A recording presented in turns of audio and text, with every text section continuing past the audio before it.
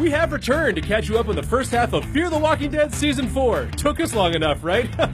We're the worst. This time we skipped ahead a few years, introduced new characters, killed off some faves, and played with time like it was a fucking fiddle.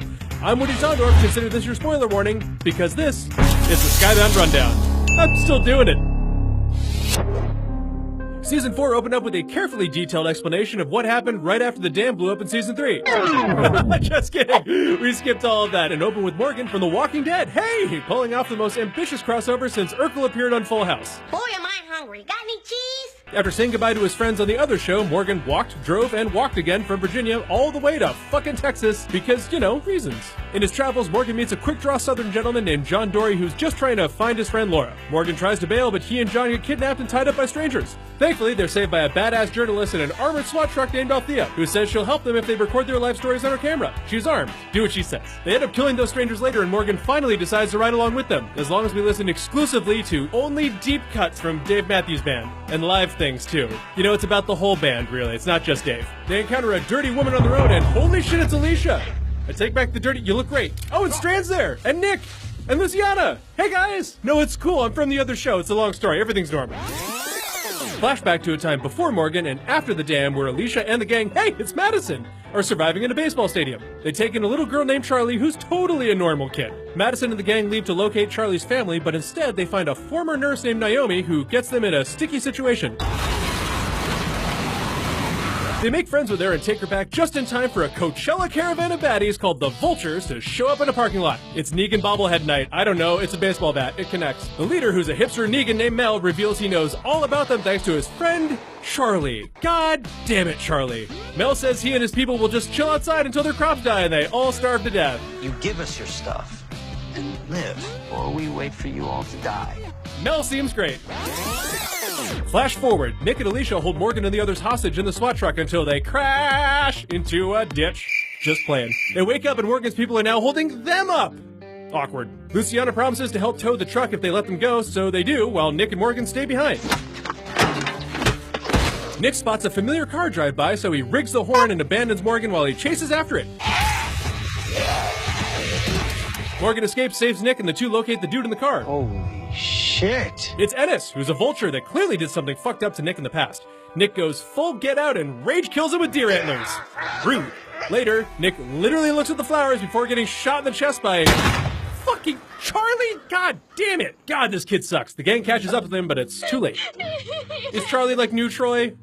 Another flashback. Stadium's out of food, so it's time to split up and find some yum-yums. Alicia and Naomi find some at a water park, but Naomi thinks they're screwed and they should leave. Meanwhile, Strand tells Cole he's been hoarding supplies in his truck and they should leave too. And then Nick and Luciana find a map where they also plan to bail. First page we open to.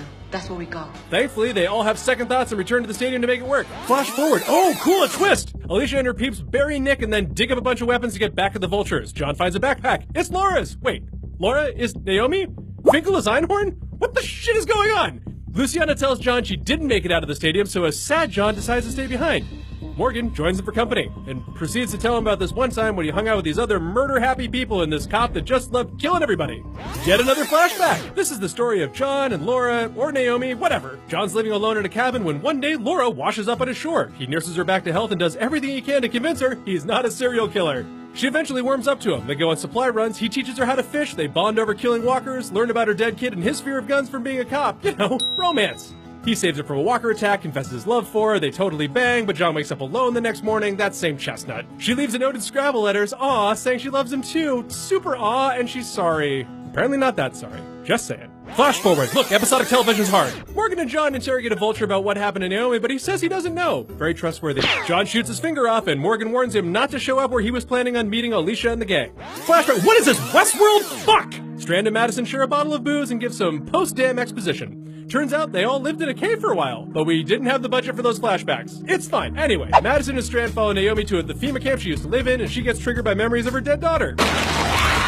She gets surrounded by walkers until Madison and Strand save her, and they all return to the stadium to tell Mel to get the fuck out. Flash forward. Look, what is time to you people? Alicia and the gang reunite with Morgan and John as Mel and his caravan arrive for battle. A Range Rover pulls up, and it's Naomi! She's alive! Laura? John. No! Alicia's not happy to see her and shoots at her. Rude, but John jumps in front and gets shot instead. John gets dragged to safety, Mel tries to escape, and Alicia blows him up with a fucking grenade launcher.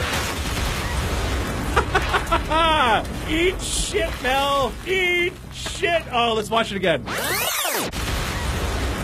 Oh, just for good, let's watch Troy get hit in the face again. Oh, fuck you, Troy. Naomi escapes with Morgan, Al, and Charlie in the SWAT truck, and they head to the stadium to get medicine for John.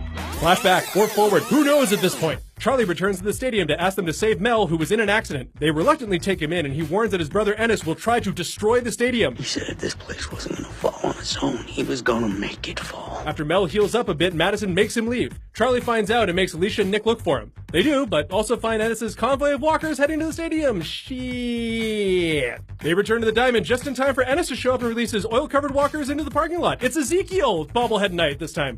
Flashback before the flashback. Turns out Madison met Althea right after the dam and recorded her story on tape. Back to the present. Al and the gang arrive at the stadium just as Strand and the others show up to kill them all. Alicia nearly kills Al in the truck until she sees noodles that trigger a memory that leads her to find her mother's tape. She watches it and then goes to kill Naomi, but Morgan stops her. Naomi stabilizes John and they all decide to be friends again and sit by a campfire. Al asks what happened in the stadium. Story time! Madison sees her kids and friends trapped in the parking lot, so she gets a flare and leads the walkers away into the stadium with her. She locks herself inside with them and lights that bitch up, killing her and the walkers inside as her family and friends escape. So that's where Madison's been this whole time. Oh shit, she's dead! What the fuck, man? Wow, what a sad way to wrap up the Skybound rundown. Anyway, thanks for watching. Quickly catch up on all of Fear the Walking Dead with our previous rundowns on our Skybound channel. Make sure to like and subscribe so you don't miss future rundowns, fan react videos, and more. I'm Woody Tondorf. I'm gonna go have a drink. Wanna get a drink? Shit, man.